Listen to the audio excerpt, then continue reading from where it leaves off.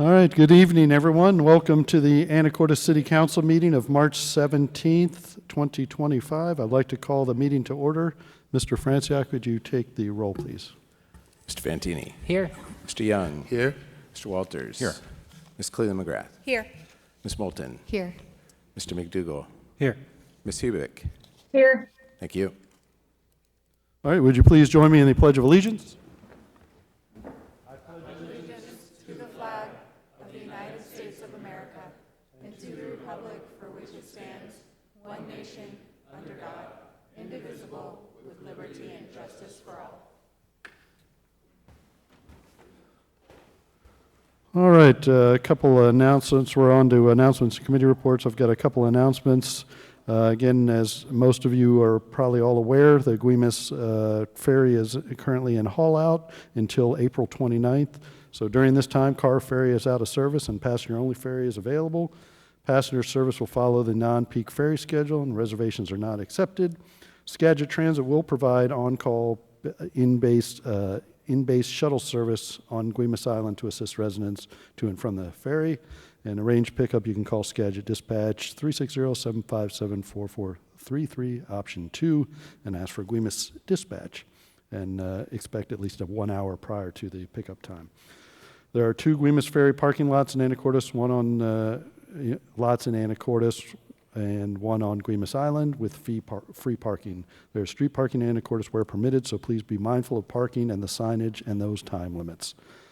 Next, just a reminder, the Comprehensive Periodic Plan Update Open House this Thursday, March 20th, 6 p.m. It'll be right here in Council Chambers. Community is invited to an open house featuring engagement activities, information with a focus on the city's climate element. There will be a brief presentation at 6:15, and the staff and our consultant team will answer questions about the climate element and overall comprehensive plan.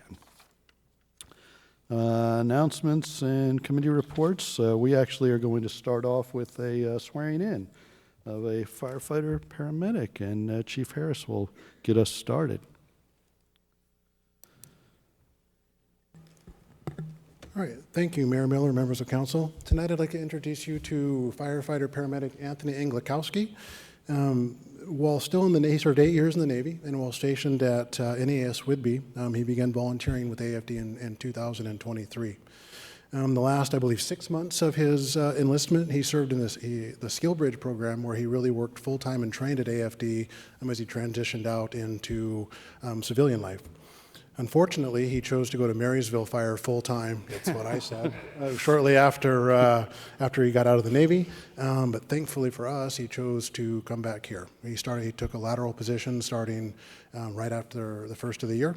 He completed about a 5-week lateral skills academy, and then now he's on the line doing his FTO program.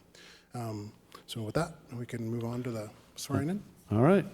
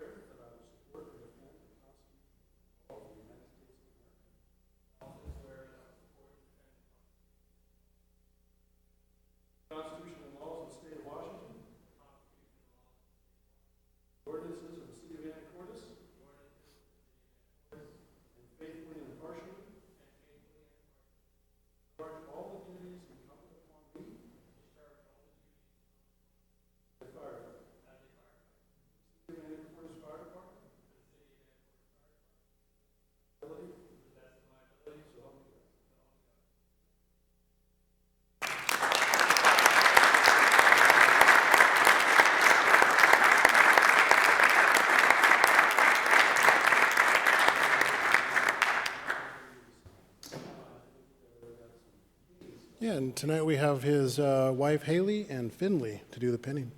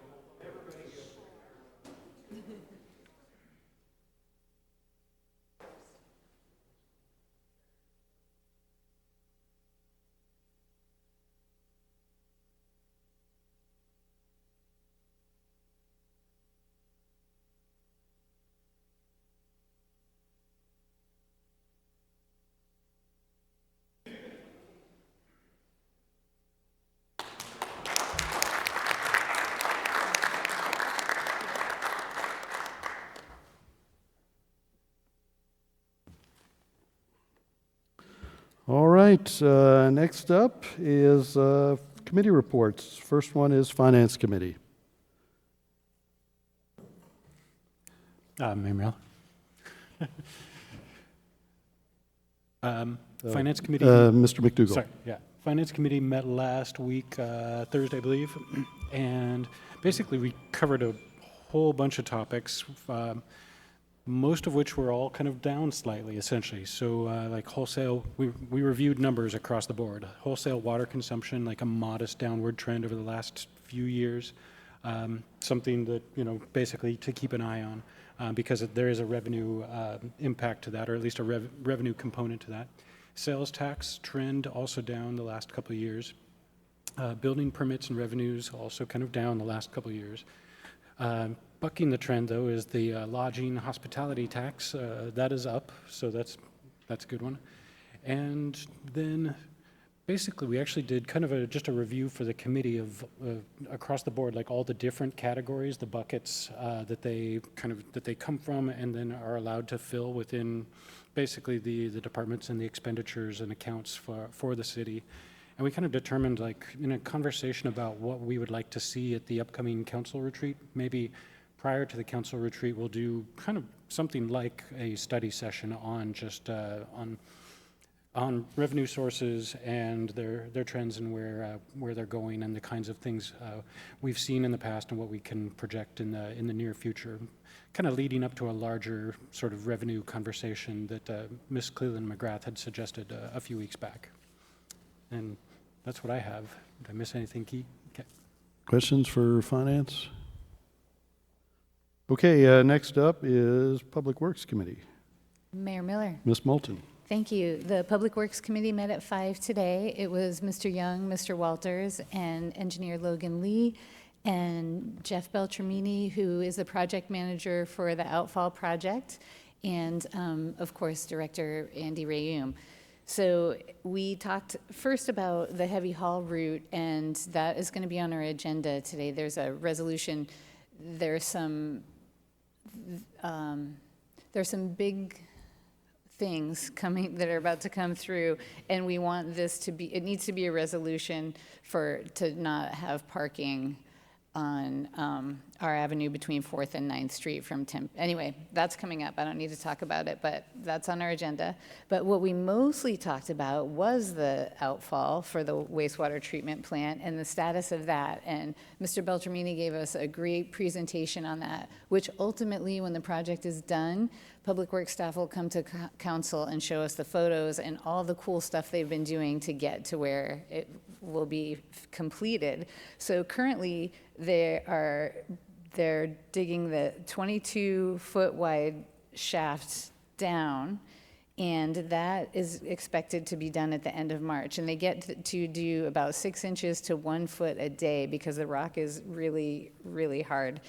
And they have to drill into the sides of the shaft to keep it from collapsing, and at 3-foot intervals. Anyway, this is more detail probably than anyone wants to know, but it's really a really very cool project, and they've approached it with diligence and worked with engineers, and they're just doing a great job of it. So the completion date is expected to be around July 7th, and working backwards from that, the tunneling will start around April 5th, and that will be on 3rd Street, and it will be about 200 feet on that part, and then it's going to go 300 feet west.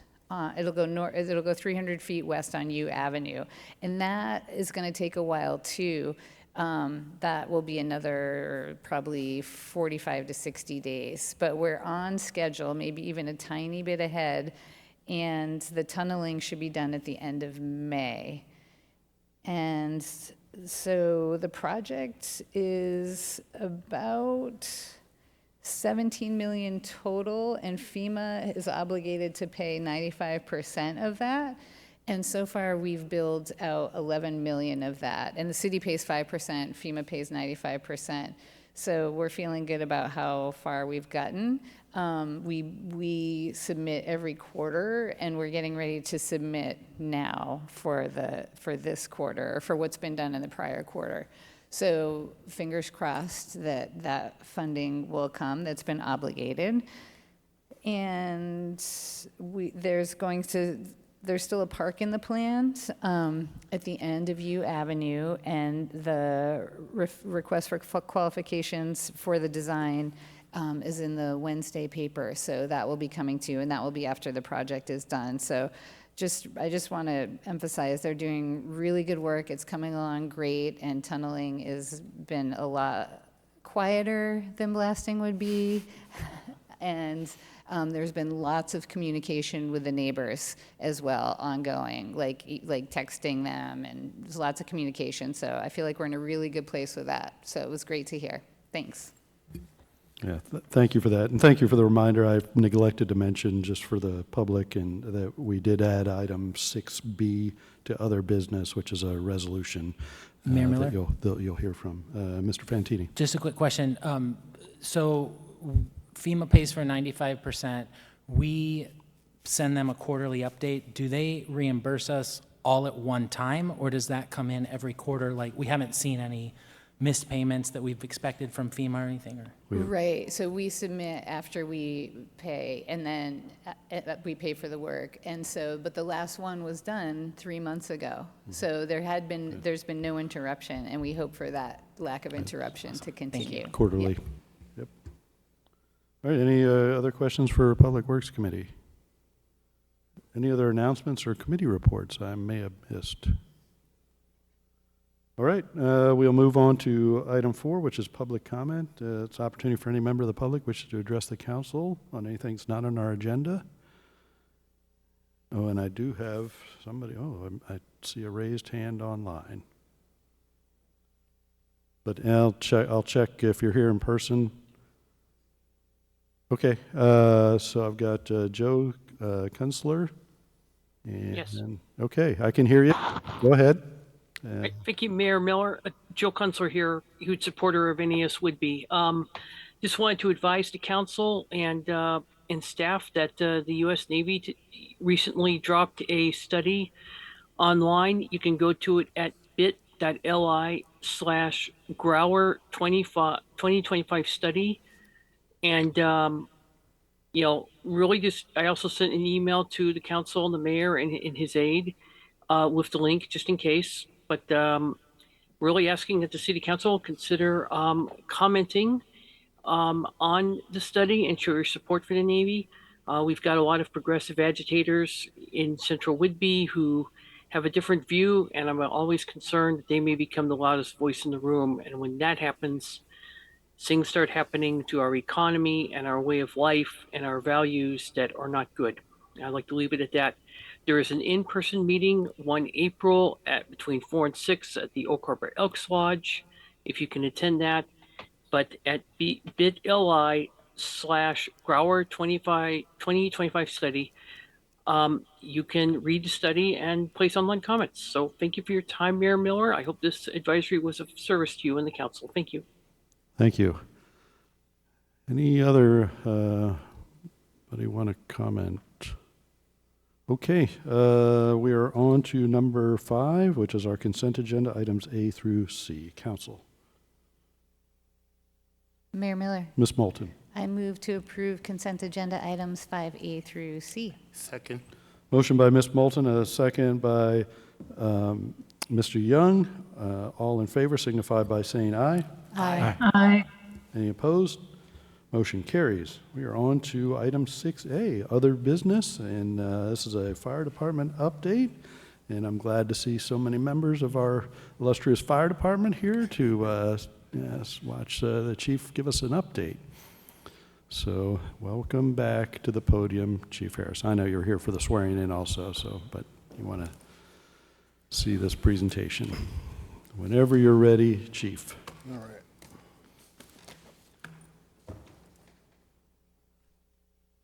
Okay, thank you, Mayor Miller, members of council. So tonight we're just going to do kind of a recap of 2024, some statistics and accomplishments, and talk a little bit about what we're doing in 2025, and then answer any questions you may have on any of those topics.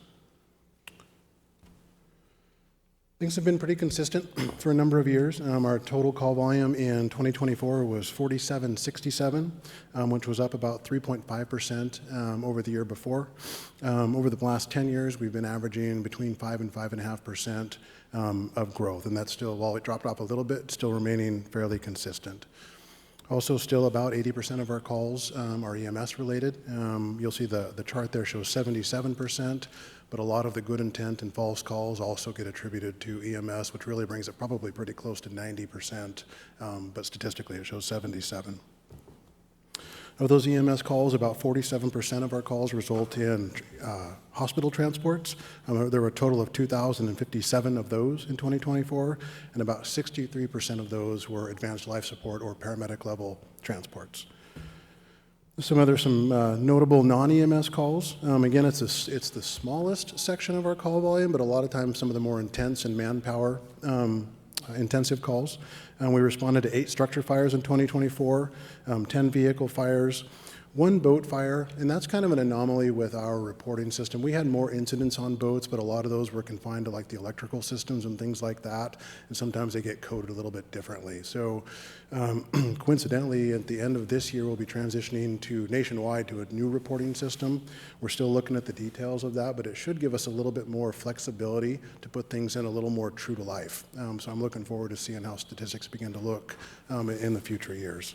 We'll learn more about that later in the fall. We responded to 12 natural vegetation fires or wildland fires. We had 32 hazmat incidents. We had 14 water-related incidents, whether they were rescues or things in boats. And then kind of just a funny one, we had 6 elevator rescues in 2024. We've also had 2 in the last 30 days. For the size of our town, I find that one interesting, but just kind of just an interesting note. Mayor Miller? I would hope you weren't going to say in City Hall. I don't recall those, but Mr. Walters, then Ms. Moulton. Sure. A couple of questions here. First of all, what's a good intent? Yeah, it's a wide variety of things. A lot of times it's, say, people sleeping in a car, sleeping in a park, so someone will drive by and phone them in. Sometimes it's things like steam mistaken for smoke and called. There's a whole bunch of things. Basically, didn't really require an emergency response, but somebody thought it did when they called. How does it differ from a false alarm? So a false alarm is generally, it's going to be an automatic alarm or a smoke detector that went off that we were dispatched to that wasn't a fire. Yeah. Okay. Can you provide some further description of the natural vegetation fires? Yeah, so that's a very wide category. That could be a brush or forest fire. It could be a pile of bark dust. It could be, generally we do code rubbish fires differently, like a garbage fire, but any sort of a weed, vegetation, brush fire. Yeah, would garbage fires show up in this list as one of these categories? They do, but they're still gonna be a 100 series, but I just didn't print that one out. Yeah. 100. Okay, I see. And then boat fire, you said that's not really capturing everything. Are the other things that it's not capturing, are they still fires or are they electrical problems? It depends. On the boat? So they can be, depending, if it would have been coded as a fire, it would have showed up in that statistic. So a lot of time it's an overheating. There's like 500 and 800 series calls. So it's a response to a boat. Response to a boat, but it doesn't get captured. Okay. It's not easy to pull out of just running a data report. So some of these categories clearly might overlap if yes. they could. Yeah. So, all right, thank you. Ms. Moulton? Thank you. I couldn't resist the elevator question. 6.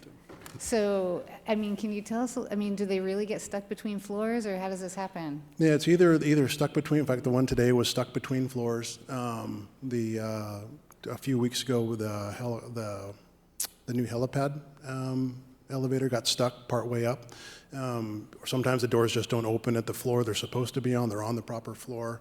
And there's really no common theme behind any of these, but it's just, I thought that was kind of an odd number.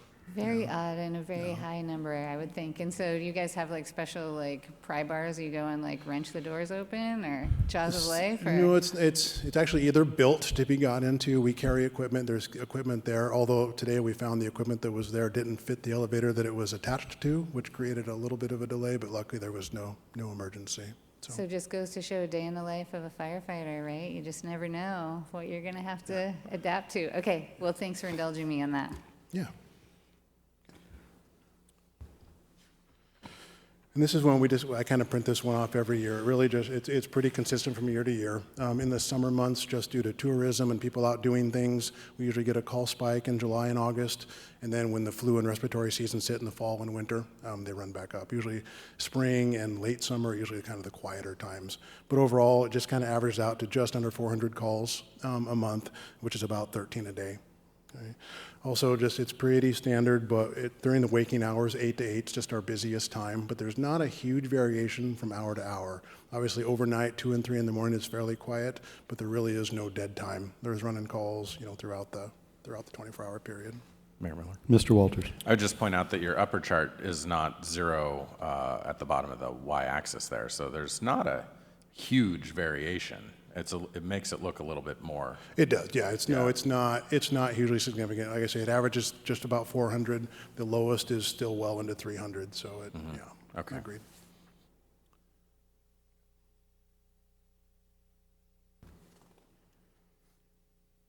And really, this one's just, well, the graph doesn't show it well, but the text that I sent you on Friday, really the key point to take away from this is that our downtown Station 1 units, Medic 14, Engine 2911, and Ladder 2915, between those 3 units are still running right at 50% of our total calls. Station 3 out on Molly Lane has been running about 30% for several years, and the slowest station is out in Skyline, running about 20%. But out in Skyline, while it's our slowest station, it's also got a significant community out there and really difficult to bring those units out.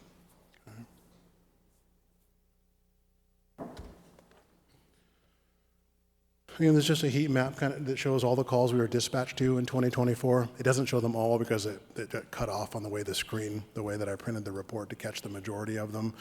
It's pretty straightforward and again, consistent from year to year. The downtown corridor runs 50% of our calls, so you can see it pretty much just turns into one big blob on the map. Obviously, that's our highest density, our most multifamily housing, as well as all of our care facilities are located right in the downtown corridor.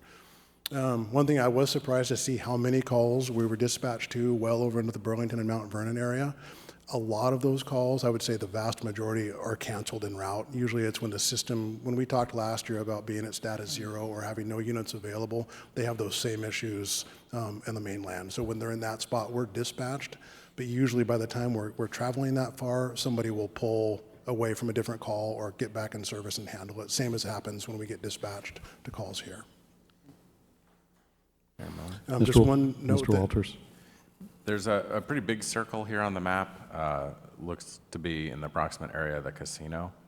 I'm sorry, again? There's a pretty big circle here on the map in the area of the casino. Okay, yeah. Which I assume represents a larger number of calls than the smaller circles. So, the blue circles, that's a report that came out of our reporting system. I don't fully grasp the blue circles. Oh, is that a blue circle? Yeah, but I yeah, I would say a lot of the calls we do run a lot to the casino. That's a super frequent spot. A lot of those calls are handled by District 13, but we still handle a significant amount. I couldn't tell you what percentage. Okay. Yeah. Do we think that we have sufficient compensation for calls that occur out there? Yeah, I do. So obviously, if we don't handle those for fires, we handle them for EMS. So that's covered under EMS levy funds, but as well as the casino does give us the grant. I'm trying to think of the right terminology, but it's a gaming kind of a reimbursement. I think last year was $87,000 on top of whatever our transport fees would have been. Okay. Mayor Miller? Mr. Young. Thank you. No, I would be curious when I'm looking at the area near the casino, the type of calls that are going out there. I could imagine, and it's a little tongue-in-cheek, but if you're not winning, your heart gets a little sketchy, I'm sure. And I wouldn't be surprised if people have really struggled a little bit with going home to tell the story of how much money they've lost in this whole process of one. That doesn't, I mean, yeah, of So, course. but I would be curious that, sometimes the types of calls that are coming to those areas, I wouldn't be surprised because quite honestly, I've been out there for events and I see people coming out and I tell you, the sinks are down to their cheeks. It would be an easy one. So when to get that grant money, grant's not the right term, but to get that reimbursement money from the casino, we do print a report of all the calls we run to that address and the associated addresses. I could easily pull it. I know that subjectively, there is some anxiety. There's certainly some alcohol-related calls. And also just if I've passed through there a number of times and it's the same, I guess, elderly population that we see, in other places. So it's just natural things happen. Yeah. Thank you. Yeah.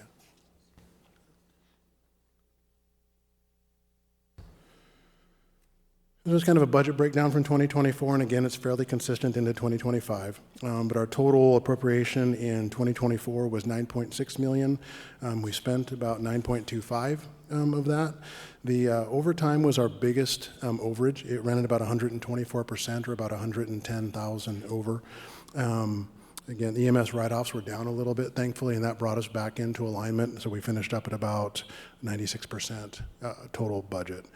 One thing with our budget is, and this is, again, consistent, but our personnel costs ran about 67%, write-offs at 15%, and all of our interfund transfers are 8%, which leaves 9% of that budget, which I would call discretionary. And even so, all of our supplies, all of our tools and equipment, and tools and things like that all come out of that 9%. And a lot of that, you can't, like our EMS supplies, while I may say discretionary, they still have to be purchased. So there's some money that we have say in, but a lot of it's pretty much tied up. So when weird things happen, that's when I end up talking to you guys about a need for additional things. There's not a lot of padding in there.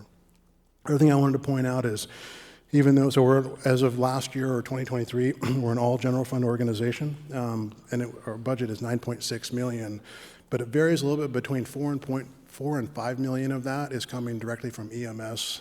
The EMS levy, EMS, ambulance transport billing, or GMT reimbursement. So a significant chunk wouldn't exist without the EMS service. So really it's only about a $4 million hit on general funds, true general funds.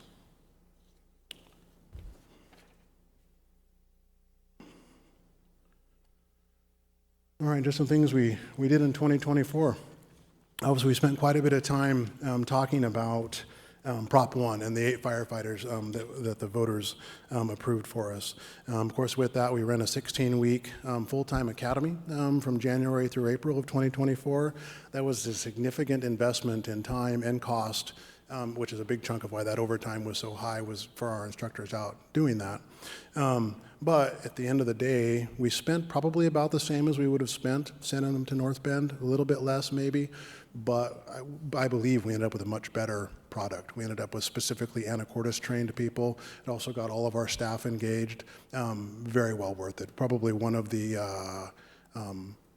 coolest things I've seen in my career that a department's come together and got done. And we're very pleased with the outcome of that. Of course, and then with that, we finished up that, and then by July 1st, roughly, all of those recruits were then off of FTO, or mostly off of FTO status and working, and we were able to deploy that 4th unit that we've been working for over the past year. There's been some, I won't say hiccups, but there's been some learning that's gone along with that new deployment. We utilized the ladder truck a tremendous amount. I'm sure you've noticed that it has that amazing mechanical siren that you can hear for miles. We ran it to pretty much all calls for several months. We've now started to transition away from that, partly due to wear and tear, partly due to cost, partly due to size, to where the engine's now running on more routine medical calls. Still, there's some discretion between the officers in charge each day, but we are seeing the engine going out more. Also in July, on July 4th, was actually the first day we saw the new ladder truck, and that had been a 3 or 4 year process to get, so we were very pleased to get it. And then on that same day, we also celebrated the 100th anniversary of our 1924 American La France. Pretty cool day. We did the community push-in ceremony for the new ladder truck, got a lot of photos, and I do think that's an interesting photo showing the difference in size of apparatus between 1924 and 2024. in cost. I can't remember the cost of the 1924, but it wasn't 1.7 million as I recall. So Not even close. no.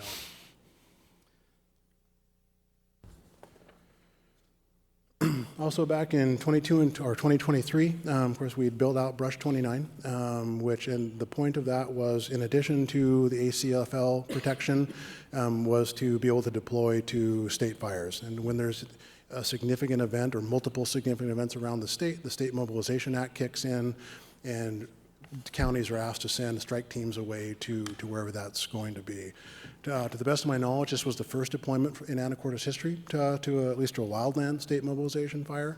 And so we sent Brush 29, and I think July 25th, they went for 4 days to Yakima County to the Bighorn fire. Really, I think it's a pretty cool thing.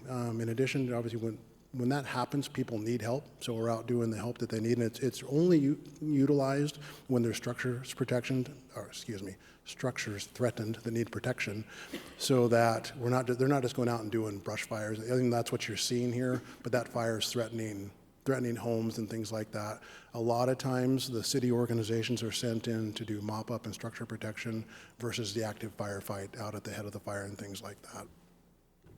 And of course, in addition to helping folks out, it gets our people some experience with more extreme fire conditions that we don't normally see here on the west side. And kind of like we talked about during that time, we don't want the first time that our staff see that to be when it's our homes and our buildings that are threatened. So it gives them some experience. And at the end of the day, all personnel costs are covered by the state. We're reimbursed for everything that we spend on the deployed firefighters, as well as the firefighters that backfill their spots in the station. And for a brush truck, the state pays, it's about $1,500 a day to the city for the use of the truck. Now, out of that comes anything we damage, fuel costs and things like that. Nothing was damaged on this fire. That is not always the case, but we got off this time.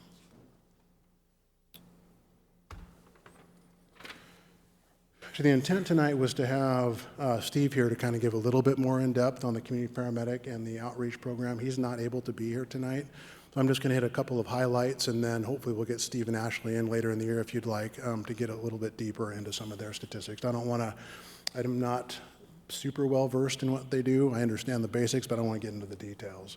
But in 2024, in Steve's annual report, he talked about there were 108 patients total, 106 of those which were new to the program in 2024. And of those involved patients, a 70% reduction in their 911 calls. And I'll let him dig deeper into that statistic when he's here. And that number's bounced around a little bit throughout the program.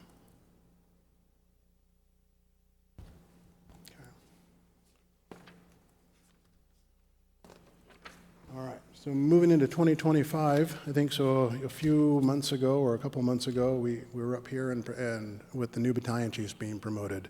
That's probably the most significant change that we've made or are making in 2025. So I think most of them are here tonight, or at least were. So it's been it's been a good program so far, and it's only going to get better. Again, there's a lot of learning to be done, but really the response chief from home, so myself and the assistant chiefs currently, when there aren't more than 8 people working, we're still the duty chief responding from home. That system is exceptionally effective in a slower organization. As our calls become busier, or as we become busier and our calls become more complex, having an on-duty supervisor to really track what the units are doing, they know what's going on, where if I'm at home, I go home at 5 o'clock, hopefully in bed by 8, 9 o'clock. I have no idea what's happening until the pager goes off, and then I'm trying to play catch up.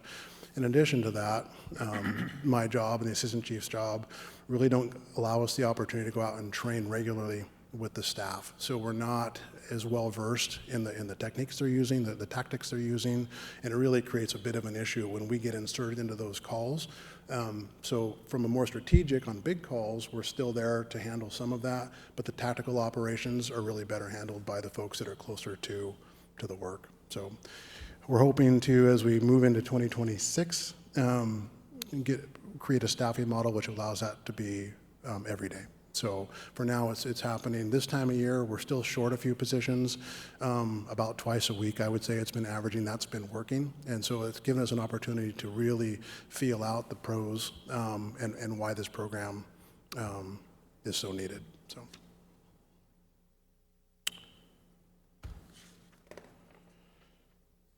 Another big chunk of 2025, it kind of relates to the comp plan. There's, I think, a lot of things that's coming before council will have to do with the comp plan. There's really two places where the comp plan touches the fire department directly, and that's the capital facilities portion and the level of service portions. And kind of as we did some research when, probably 6 or 8 months ago, when planning first reached out and told us what we needed to do for the comp plan, we started to research really what that meant. And so we're taking a look at, on the average of 5% a year, and it's been that way for the last at least dozen years, probably not more. That's as far back as I've really dug into statistics. We've been growing about that 5%. If that continues, in 2031, at about the 6-year mark of the plan, we'll be at around 7,000 calls. 2035 will be around 8,700 calls, and by 2045, or the end of this comp period, around 15,000 calls, and that's up from 4,700. So that's a 3 times increase, right? So even by, I would say by 2031, at the 7,000 mark, we'll be roughly, in my opinion, where we were pre-Prop 1. So we're going to be back to not missing, but having too many overlapping calls to handle. So we need to be planning for that. The other thing we really noticed with Prop 1 is we have now filled up our fire stations. So actually, council asked me during the early Prop 1 was, do we have the space for the firefighters? We did, but barely. So with the next phase of growth, we won't have. And so when that comes, I don't know that it's going to be in 2031 or 2035. So we're making some assumptions here that we'll be tracking throughout the process. But as we develop trigger points and as we develop plans for whatever that next piece of growth may be, if we wait until then, it'll be too late. So this really, during the last 10-year cycle, I would say there was plans made in 2015, 2016 to be proactive, but we really kind of waited until it was too late. And then in 2024, we were a little bit reactive and got it done. I'll be looking or asking council over the next few years to really look at that 10-year mark and be proactive and start to create the space that we may need as we move into that. So staffing and facilities will be a deal. Okay. Mayor Miller? Mr. Walters. I think that the subject of this slide is really important. It's certainly something that we talked about when we were putting together the levy lid lift. This levy lid lift is designed to solve this problem at the moment, but then the problem will get worse again. And so what are those increments, and what do we need to do to react to those increments? So here, for example, if you say at like 7,000 calls, then we are going to be more or less back where we were pre-Prop 1. What are the incremental steps that we can take between now and then so there isn't a big hit then? It's not like if you need 5 firefighters 5 years from now, you can add 1 a year. Like that probably doesn't really work. So what are the incremental steps? Do you need to add 2 at a time, 4 at a time? How does that work? Both with staffing and with the facilities. Sure. I think that the incremental steps so that we could commit to those along the way rather than wait until the situation gets much worse and then have a big hit that nobody can achieve, I think would be really helpful. And then at the same time, when we talk about prepping for a retreat and those kinds of things, it's really helpful to look at revenues and revenue growth and projected maybe revenue shortfalls, but revenue shortfalls are only shortfalls versus expenditures. So we got to be looking as well at what our expenditure growth is going to be, and this is a part of it. So we need to look at both of those at the same time, and I'm very interested in this and what will go into the comp plan and getting a good level of granularity so that we can bite off small pieces at a time rather than everything all at once. Sure. And of course, the comp plan information, and you'll see in the email I sent on Friday or this attachment, I put a little deeper knowledge than what I'm saying here, but at the same time, it's left intentionally vague. When we hit like the budget retreats and things like that, right now we're working on trigger points for like when another transport unit would be utilized. It's difficult. There's no industry standard that says, say, 2,000 calls per medic unit because it matters how far is your transport times. Like Station 3 transports to Skagit, they're out of service a lot longer on an individual call than Station 1, which normally just goes to Island, and so it's a shorter turnaround time. The answer, for that question is somewhere between 2,000 and 3,000 calls per transport unit. And then, I'll be bringing some more specific plans to you at budget retreat time, things like that.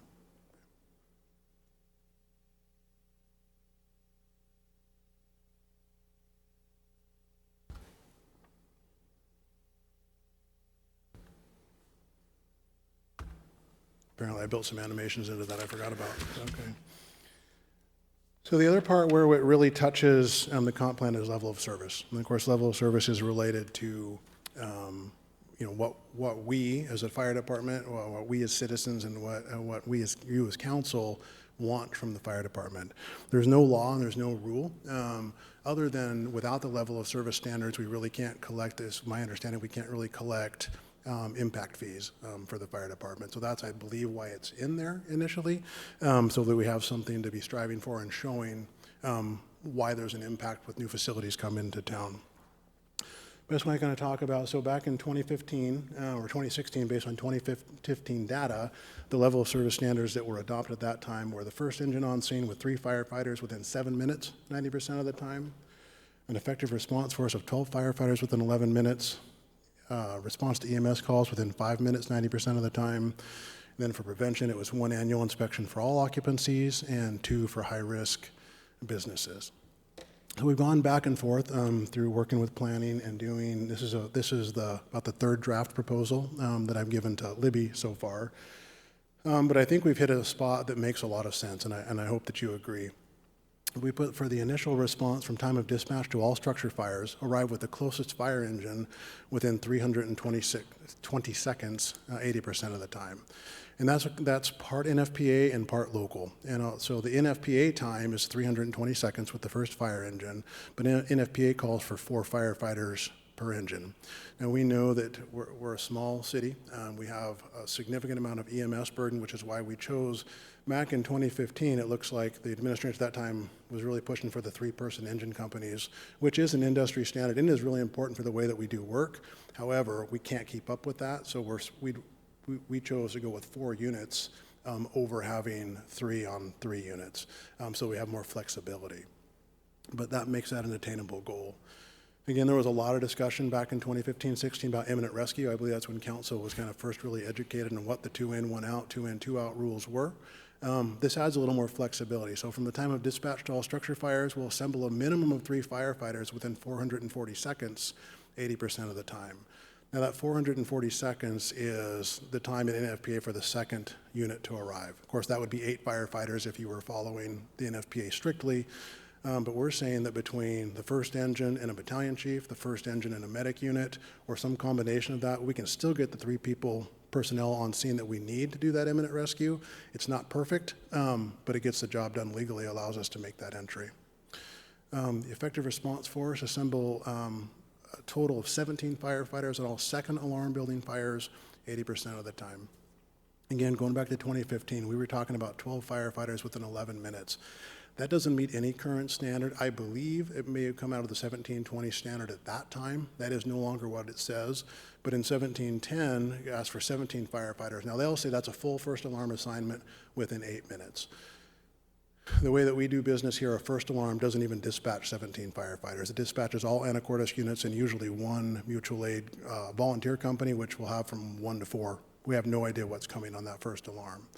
However, for the intent of the NFPA is on, my opinion, is on a working structure fire. And our policies or practice calls for, because we get dispatched, kind of like on those good intent calls, we get dispatched to a structure fire regularly, and when we get there, it's just a microwave on fire or something really small that doesn't require 17 firefighters. But when we have a true working building fire, that we ask for a 2nd alarm as soon as we have confirmation or we're pretty confident that's what we have. That's the point where then we start to dispatch another 3 engines, another truck, another medic unit, and then we have at least 17 or more coming. So again, I took the time standard out of that one completely because these mutual aid companies, again, so Mount Airy is a true response from home volunteer department. There's no way they're getting here in 8 to 11 minutes. It doesn't work that way. But we can at least begin, but the NFPA standard calls for 17. So if we utilize that kind of accepted standard for the total force, then we can start looking at how long did it take us in 2025 to get 17, how long in 2026, and really start to look at realism, and then also what do we need to do for those incremental changes over the next 20 years to get where we want to be. Fire prevention, again, provide an initial inspection on all businesses annually. I took out the 2 for high risk, partly because high risk isn't really defined in the fire code. There is a high hazard occupancy, which I believe is what was intended in that, but that's really, we maybe got 2 in town. It has to do with hazmat storage and things like that. And also, as if you'll remember from last year about this time, when I said we did 106, I think, inspections in 2023, we're nowhere near even the 1 a year, so there's no reason to try for 2. So we changed that back to 1 annual, and I'll explain that on a different slide here in a little bit. Mayor Miller? Mr. Walters. Aren't the fire inspections, though, related to insurance rates? So they are, yes. So what does the insurance companies want to see? It's actually a really good question. So they actually define, they are for sure 1 annually. When they get to high risk or high hazard occupancies, it's twice a year, and there are some that they're asking for 4 times a year for WSRB specifically. I don't have those exact numbers in front of me, though. And they don't have definitions associated with those terms? So they do in the sense that it'll talk about in high hazard, it has to do, when you go into the fire code, it's tables where it's how much, the maximum allowable quantity of a certain hazardous material. If they exceed that, it becomes a high hazard. But again, I haven't looked at the inspection matrix in WSRB for a while. I couldn't give you a perfect answer, but I'll look it up.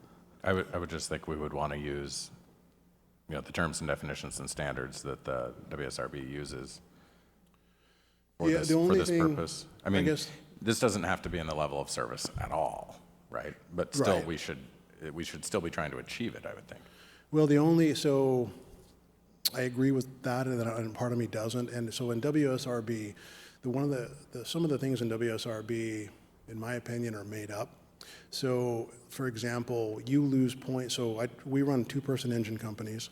I would say the industry standard is 3 realistically, and then I would say really high-speed organizations, they might get 4 in busy fire companies. WSRB, you start losing points when there's less than 6. So it's kind of out of, but I've never seen a 6-person engine company in my life or even heard of a place that runs one. So that's where sometimes they make, I will say, theoretical standards that don't make a lot of sense. I will tell you that the places, whether they don't meet their definition, like the downtown corridor, the Wilson Hotel, some of those, that's what I would consider high risk. And I think that getting to those a little more often does make sense, but it doesn't match the definitions in WSRB if that. Mm-hmm. Okay.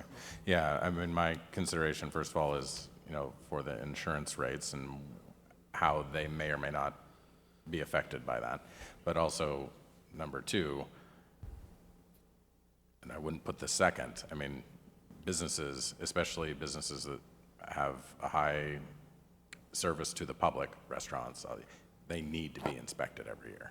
I mean, they need to know it's coming every single year. So I've seen propane tanks. 1,000% agree with. Annual is the bare minimum. Yeah. Yeah. I do. Okay. EMS, we changed a little bit from the time of dispatch to all ALS EMS incidents arrive with the closest unit within 300 seconds. 90% of the time, it's still 5 minutes. So that's a combination of standards. So a lot of the world or country operates with a BLS first response and an ALS backup, or there's less ALS units. All of our units are ALS. The BLS standard is within 300 seconds, but again, all of our units are ALS, so it doesn't really make sense. We also want to track the ALS calls because we are asking staff to make good decisions, and when they're dispatched to a low acuity call, we don't want them to take the traffic risks that are associated with a lights and siren response, so it really kind of skews the data. So, but if we just focus on those Charlie and Delta level ALS calls, it'll give us, it's still not perfect, but it'll give us a better piece of data if we're meeting the emergencies in the time frame that we're looking for.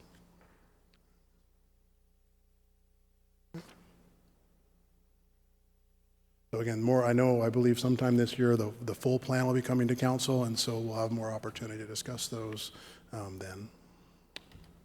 Okay. Again, in 2025, we're really working to, along with the inspections, there's more to our risk reduction than just inspections. That's a biggest or probably the biggest chunk. But we're really working on improving our inspection plan.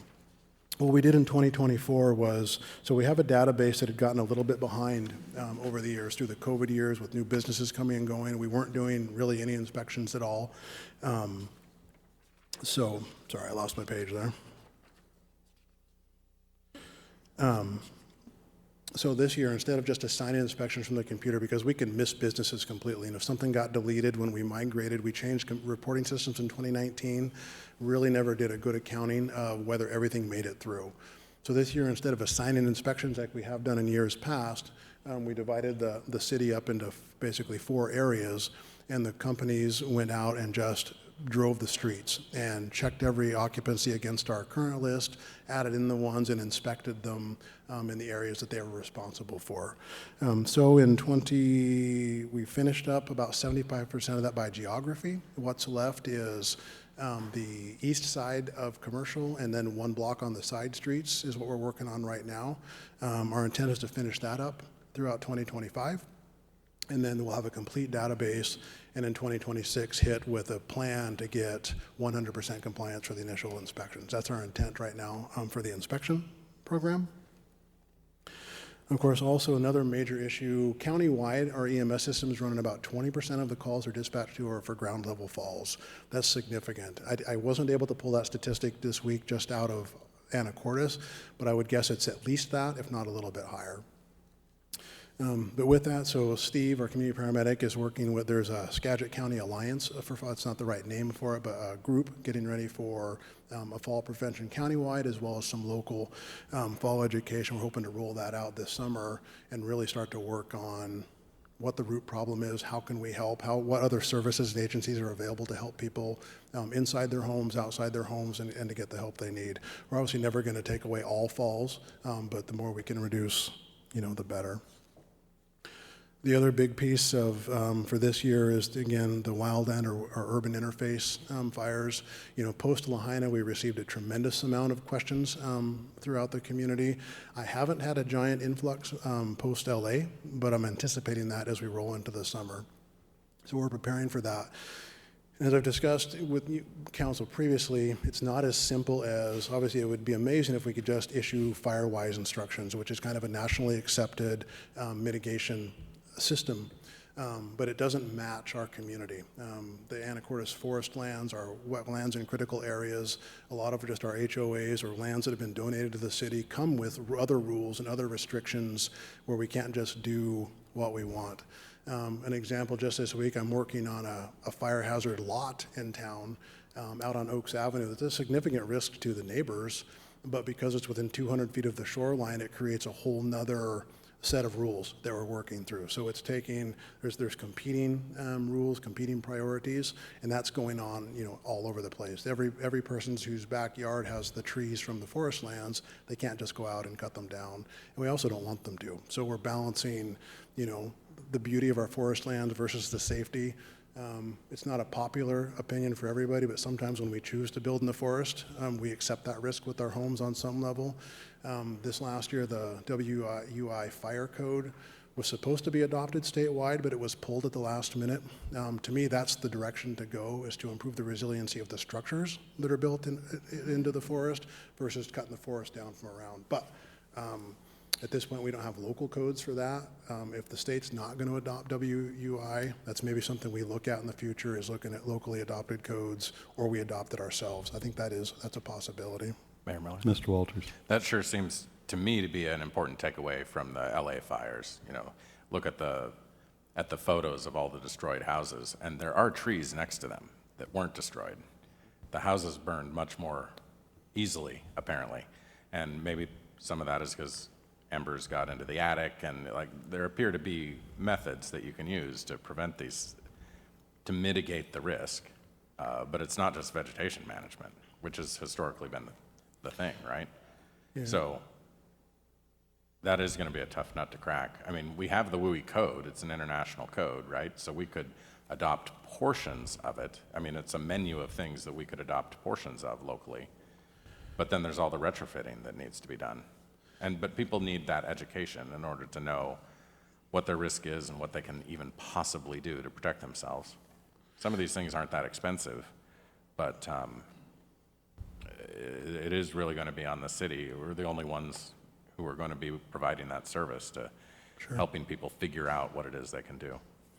And a good portion of the education of our citizens also is We aren't Southern California yet. I know I was part Yet. of the climate action, committee throughout this last process.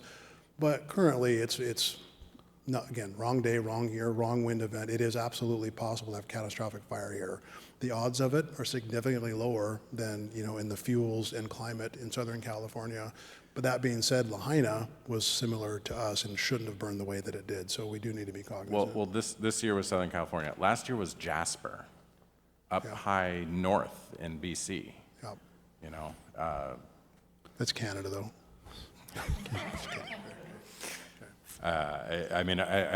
I'm very cautious about downplaying the risk because it seems like this is a problem everywhere. No, there's lots to be done, lots of work. And then one thing with the codes is they're really only going to affect new construction, so that's a whole nother, we're not going to, find it very unlikely if we went back and did retroactive codes and things like that. So we'll be a generation away from significant improvements in that manner. Okay. I believe that's the end of the presentation, but happy to answer any other questions you may have. Council, questions for the chief? Mayor Miller, Mr. Fantini. thanks very much for the presentation. I always learn a lot from it. I think too, we hear a lot about the community paramedic, which is great to have all that information, but it's nice to get a full picture of the full department and the core of what's being done. A couple takeaways for me that was kind of a little, is a projected 7,000 call volume by 2031. Obviously, with the group that we have now, that would be pretty impossible to hit all those calls, I would imagine.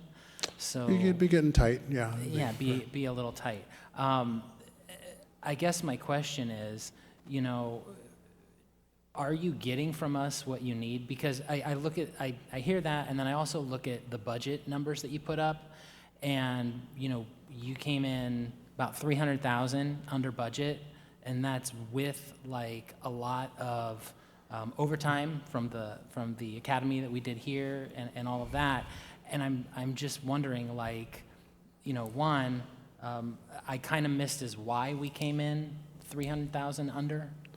Well, it was about 350, and almost all of that was the EMS write-offs. So it wasn't exactly, and that's a tough one. That's the way that we account. So if we bill for $2 million roughly in ambulance revenue for billing, but we don't get all that back, whether they're on Medicaid, Medicare, just don't pay, or for whatever reason. So we budget for $2 million to bring in, knowing we're only going to bring in $1 million-ish, and so then we debit out the other $1 million. So this year while it looks like a debit and it made us come in under budget, the truth is it's money that the city never had. It's a tough one to wrap your mind around when you're looking at it the way that it's just the way the budget is written. So we really, of the true money that came in, we were right on. We spent the money that was allotted. As far as your first question, so I've been, in my time here as the chief, each year I've submitted a budget, and with the exception of a couple of people that I asked for in 21 or 22 and 23, I've gotten everything. Council hasn't cut, mayor hasn't cut. I've received everything we've asked for. Now we've been working through tough budget years. We've been working through status quo budgets and things like that. So we're weighing that out. Now I'll be presenting to you in May or June when we have a council a plan to add that 9th person to shift that we talked about to make the battalion chiefs full time. I believe the money's already there with the EMS. This year we used the EMS levy money for capital projects for the remodel at Station 1, the new medic unit. I'm hoping to capture that and still in kind of a status quo manner to bring in 3 more personnel in 2026. That's the hope, that's the plan. But then as we really look to what we're going to do 5 and 6 years from now, we're really just starting that process to understand that. And one thing that came out of the boat discussions that were fun here a couple of months ago was the fact that council needs to understand far in advance what our needs are. I took that to heart. So as we're planning that, I'm not asking for an extra $10 million next year, but I do want, that's kind of the point of this presentation and some others you'll get during the budget process, is at least understand what's happening. We have no control over the call volume. That's going to happen whether we react to it or plan for it or not. So we just need to decide, what are we going to do for the future? Are we comfortable with the level of service that we're getting? Are we comfortable with the level of service that we would get if we didn't increase facilities and staffing 10 years from now? You know, as the fire guy, I will tell you I'm not, but at the end of the day, it's policymakers and citizens that have to make that decision because they pay the bills, right? So. I guess too, for, sorry. Go ahead and finish. One more, sorry. I guess too, for me, it's like it's so easy to misunderstand, and I think your point about having a lot of community outreach and education to the public about kind of how all this works is important, because like I think a lot of people are under the assumption that when we passed the levy lid lift, that sometimes like, okay, we're good now for a while, right? We don't have to think about that anymore. But the more that you have presented and the more that I have learned, and I mean, we're still not where we should be. And I go back to, I guess in 2016, we did a resolution that is a lot of things that we're supposed to do as a council. And I hope that when we go forward with the future plan that I assume you'll bring to us at some point in time, that we look to whatever plan we develop, whatever resolution we pass, that we really look towards making that something that has to happen, not something that we kind of wish happened, so that we don't 5-10 years from now, similar to what Mr. Walter said, are like, oh, we need 5 people and now we can do 1 a year. You know, I really hope that we take that approach. You'll get no argument from me. Mayor Miller? Mr. Young? No, what I really appreciate about the updates is that it really does compress where we are, what we're doing, what are the challenges and solutions. You know, I think that the team that you have is stellar. You know, they've worked incredibly hard, not to get the big hit, but you really have. And, but, you know, the thing about it is that sometimes when we're looking at a solution that's forthcoming, we look at it from the prism that we're currently looking through. My thought is that, you know, given what I know about you, the team, that you guys will always be looking for innovative ways to challenge the new challenge that's coming, because, you know, there are certain things that are still standard, you know, that may not ever change, you know, fires, you know, the inputs in order to make that how we go about it. But the strategy for organizing around it, the mindset for deciding what's the best approach, you know, will be evolving too, I would assume. And so I'm looking forward to that, and I'm looking forward to hearing what that is. I think it's, you know, great to try to anticipate what it might be further down 10 years from now. But I dare say, I think that's part of the challenge and the expectation. But I'm also looking, believing that there will be innovation to come. Ideas, you know, how it's divided up, you know. So I'm also looking for those creative solutions to come. And I believe they'll also be forthcoming.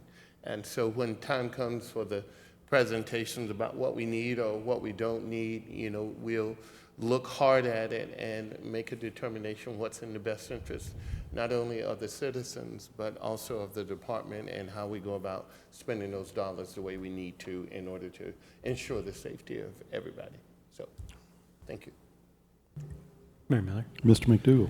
Thank you, Chief, for the presentation. It was fantastic. Learned a great deal.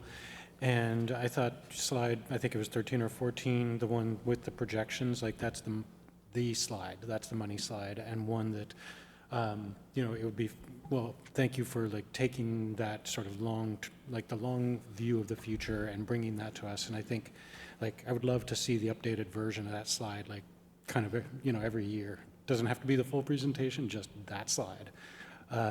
Because it's like, to Mr. Walter's point, actually, like the ability to sort of incrementally address that slide is something that we're going to need to look to do. And really quickly, would you mind reminding me, like, and also because this is great information for the community, like, we can't really just add, like, say, a firefighter at a time. What's the kind of, like, when you go to add, you have to add basically like a small team, like you can't even add 2 next year. What's the kind of the minimum number that you add sort of in a group to make it actually like Yeah, so really functionally worthwhile? So we operate a 3-platoon system. So really adding 1 or 2 is of limited value. I look at it in increments of 3. If we add 3, we're increasing each shift by 1. That allows us to, as we discussed back during Prop 1, it takes, to fill 6 seats full time, it takes 8 firefighters because of time off and vacation and everything. It's about an employee works about 75% of the shifts they're assigned to. So a single person adds 1 per shift, and then it takes 8 if you want to stand up a new unit. This is open for members of the public who wish to comment.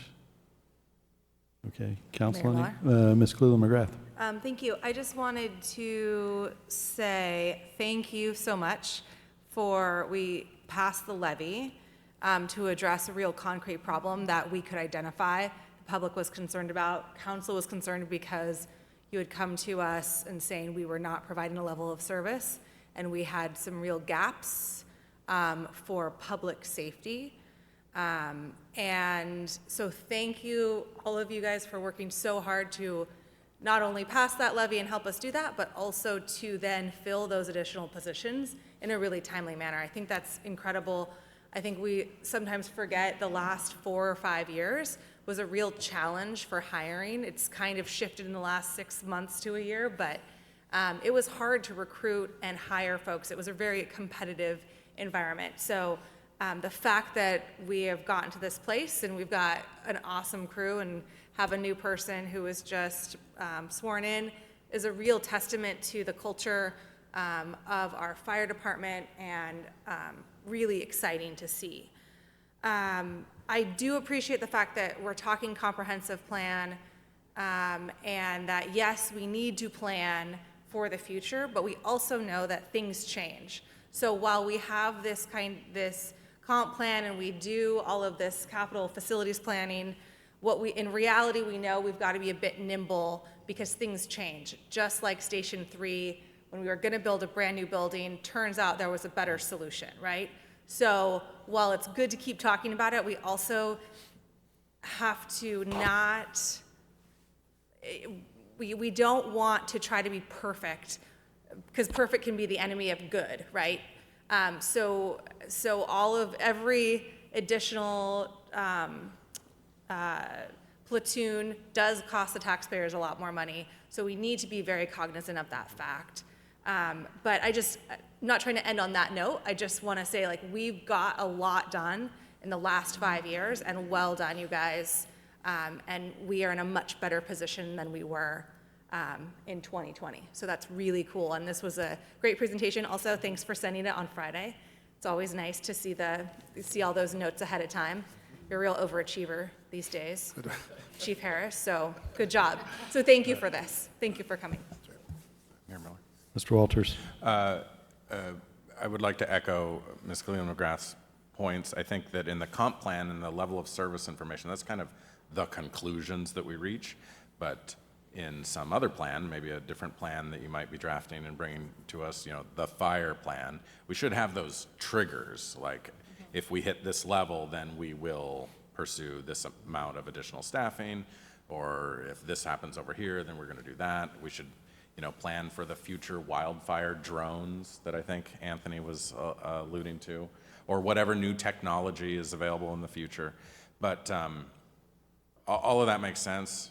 We should really hone in carefully, though, on the level of service in the comp plan, because we don't want to overextend ourselves on level of service. I mean, certainly right that we've got to have it for impact fees, but there's some tension there, because we don't want to have, 15 tennis courts per 100 population, and then we got to go build more tennis courts because we arbitrarily went too far on a level of service. So there's a tension in which way we want to go, and we'll have to have a really solid conversation about that when it finally gets to us as part of the comp plan. I have one question follow-up from some of the rest of your presentation, though. If we go to 3-person crews when we get to a higher call volume, is that better than keeping 2-person crews and adding a unit? And what are the trade-offs there? That's not a yes or no answer, and that really depends on how that growth plays out. So for example, if MJB comes to fruition downtown and we have multiple 4- and 5-story buildings, I'll be strongly advocating that we put at least the downtown units to 3-person engine companies, because it takes a lot of people to get to the 2nd, 3rd, and 4th floor immediately. If call volume, the reason, like I say, it would, to use the old plan from resolution, whatever it was, from 2016, 3-person engine companies, would have been ideal if the EMS call volume hadn't exceeded that. That was the point. We had to shift those gears, kind of to your point. We had to change that plan because it didn't work anymore. Call volume for EMS had gone up so quickly that it was more important to get 2 people to something rather than to get to 3 for the imminent rescue on the building fires. So it really is going to kind of depend. The trade-off is to have 2-person units is additional flexibility to allow us to cover more calls at once, to cover more ground. But having a cohesive three-person engine company, the efficiency of a 3-person engine company, and I can't really give it to you mathematically, but to watch a 3-person engine company function versus for command and control and task level work versus a 2-person company where one's supposed to be in charge but also operating the hand line, it's night and day difference. So that's where that change really starts to come. That is a very helpful answer, and also goes to Ms. Cleveland-McGrath's point that we need to be nimble, I think she said, in figuring out what the solutions are and being ready to adapt if the facts on the ground change. Sure. Thank you. Yeah. Okay. Thank you. All right. Thank you, Chief, and thanks to our great Anacortes Fire Department. All right.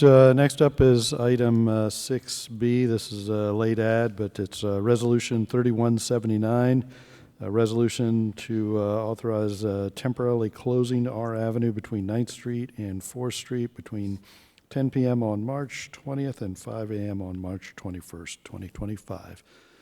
Mr. Rayum.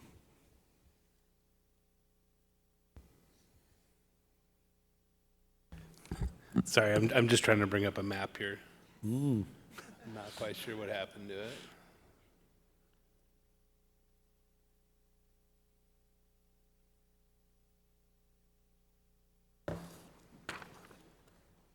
There you go. I can zoom in if you guys need more details. So I have hard copies of it to hand out here. I'm going to give them to the clerk to hand around.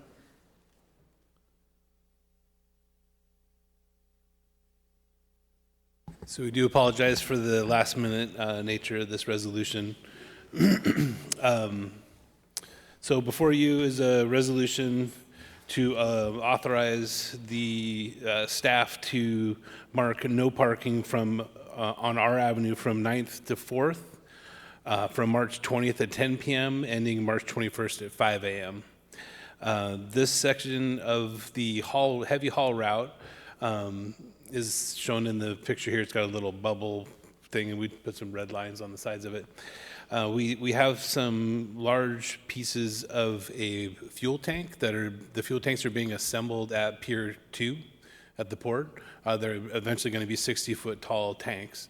The pieces need to get, obviously, down the haul route to Pier 2, and so that's why we can't have people parking on that street because the pieces are too big with people parking and need the full width of the right-of-way.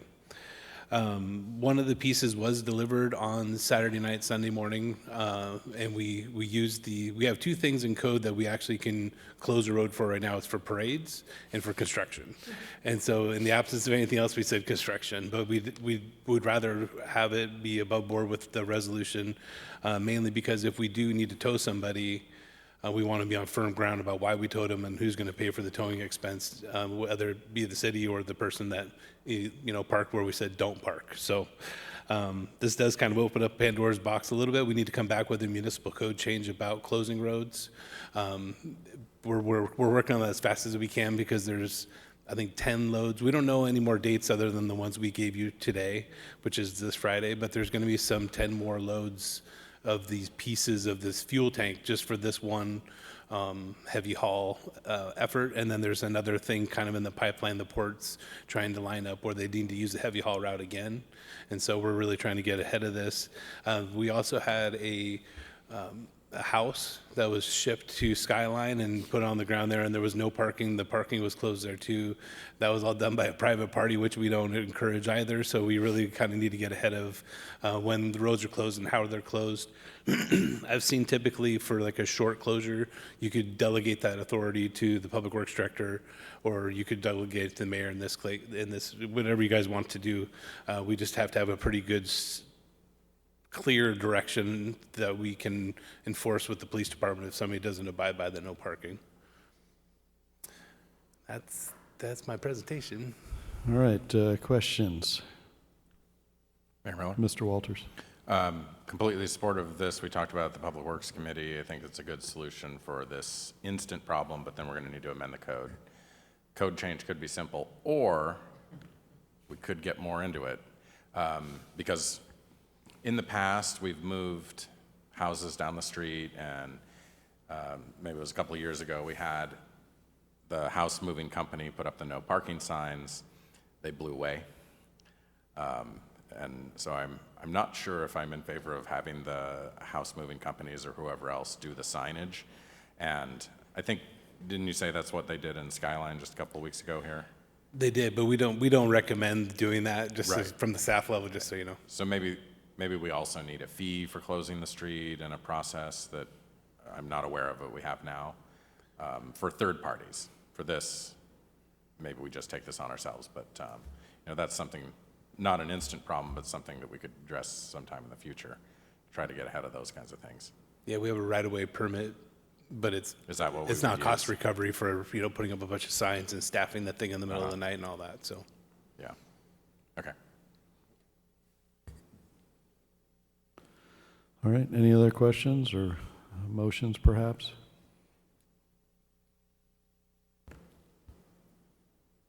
Mayor Miller? Mr. Walters? Move to approve Resolution 3179 as presented. Second. Motion by Mr. Walters, a second by Mr. Young to approve Resolution 3179. Any additional discussion? Mr. Franciac, vote please. Mr. Young? Yes. Mr. Walters? Yes. Ms. Cleland McGrath? Yes. Ms. Moulton? Yes. Mr. McDougall? Yes. Ms. Hubick? Yes. Mr. Fantini? Yes. Motion carries.